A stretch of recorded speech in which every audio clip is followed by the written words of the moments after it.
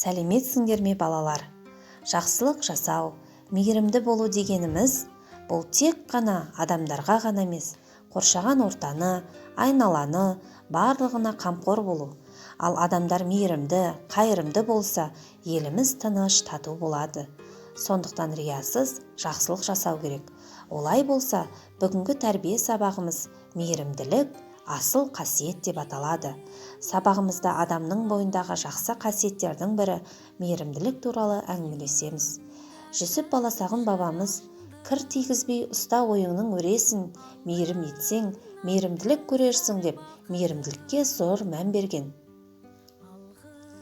Ата-анаңа қалай құрмет көрсетсең, өз балаңнан да солай құрмет көрерсің. Өз балаңыздан қандай жақсылық күтсеңіз, ата-анаңызға сондай жақсылық істеңіз. Себебі не берсеңіз, соны аларсыз. Не ексеңіз, соны орарсыз. Жақсылық қылсаң да өзіңе, жамандық қылсаң да өзіңе емес пе? Ата-анаңа не қылсаң, алдыңа сол келер деген. Ақ жаулықты, ақ шашты өз аналарымыз бен данагөй қарияларымызды ардақтайық.